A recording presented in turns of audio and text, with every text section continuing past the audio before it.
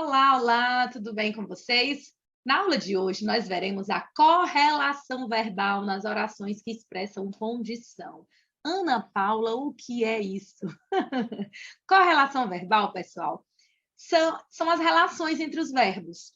Nos períodos que expressam condição, nas orações que dão ideia de condição, existe uma combinação específica dos tempos verbais, para que essa ideia de condição ela seja colocada na oração e que seja colocada com os verbos da maneira correta.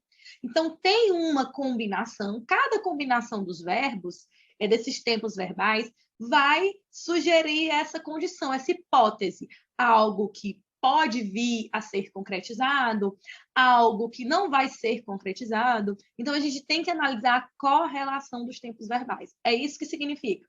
Trouxe para vocês aqui 3 situações dessa correlação dos tempos verbais nas orações que indicam condição. Primeiro, coloquei aqui, ó, se eu tiver dinheiro, comprarei aquela casa. Eu coloquei o meu primeiro verbo aqui no futuro do subjuntivo. O meu segundo verbo, eu coloquei no futuro do presente do indicativo.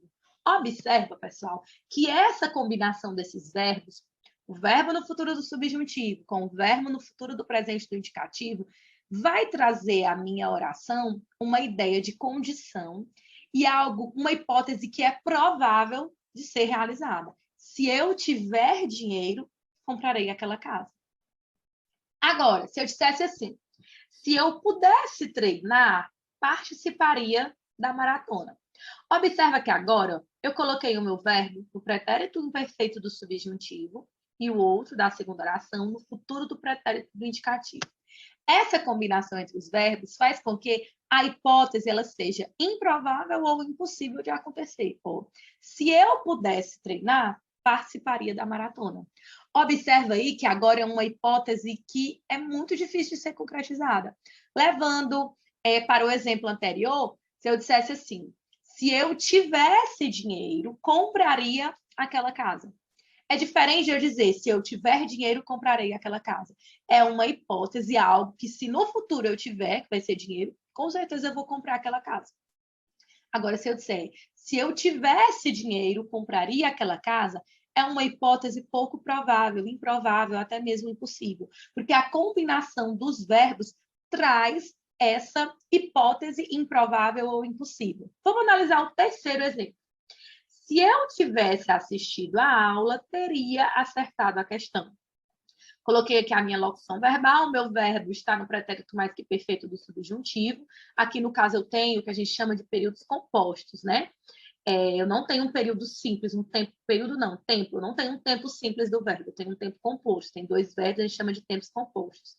Se eu tivesse assistido a aula, eu teria acertado a questão. Teria acertado, eu tenho o futuro do pretérito composto do indicativo. Observa, pessoal, que aí a hipótese ela já não é mais provável, ela já não é mais impossível, ela já é totalmente descartada. Porque eu não assisti a aula.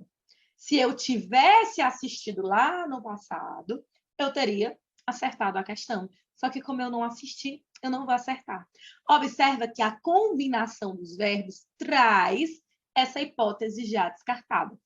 Aí você deve me perguntar, Ana Paula, e toda vez que eu quiser trazer dentro das orações condicionais essas hipóteses, uma hipótese provável, uma hipótese improvável, ou uma hipótese já descartada, eu tenho que fazer essa combinação dos verbos?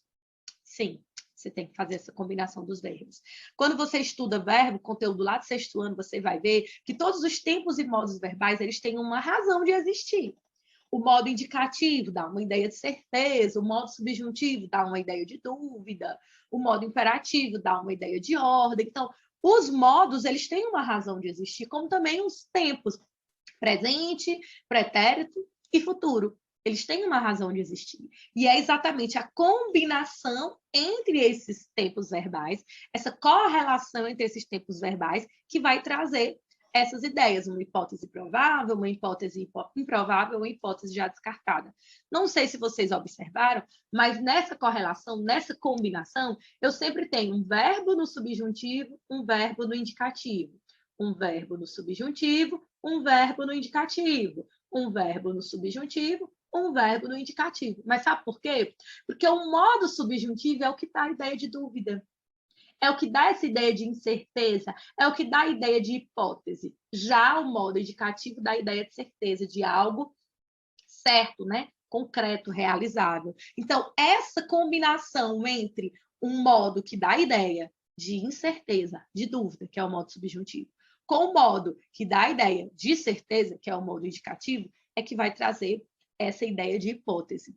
E a combinação dos tempos, seja o futuro do subjuntivo com o futuro do presente do indicativo, pretérito imperfeito com o futuro do pretérito, pretérito mais que perfeito com o futuro do pretérito, essa combinação dos tempos é que vai dizer se essa hipótese é provável, improvável, ou se já é uma hipótese descartada, ok?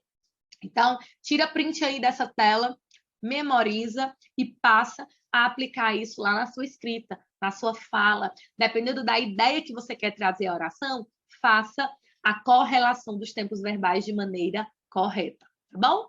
Então, continue participando aí das aulas, continue estudando, tire as dúvidas com o seu professor de sala, que a gente se encontra na próxima aula. Beijão, fiquem com Deus. Tchau, tchau.